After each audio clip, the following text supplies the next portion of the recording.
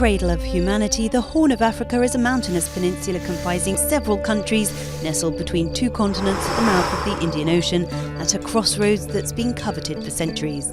In this land of traffickers and travel writers, Ethiopia, a 2,000-year-old country, cohabits alongside younger states emerging from the colonial period. Islam coexists alongside Christianity, settled farmers live alongside nomadic populations. Interest in the region significantly increased with the construction of the Suez Canal in the 19th century.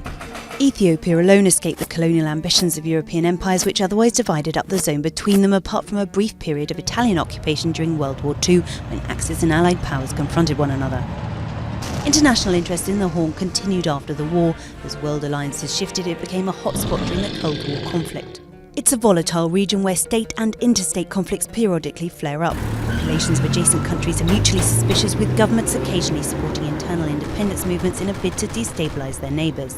But despite its problems, the Horn, which is located on one of the world's most important energy trade routes, continues to attract the interest of global powers. Many of the refugees currently risking their lives attempting to reach Europe come from this drought-prone region, which contains the country with Africa's second-largest population, yet also maintains key commercial activities.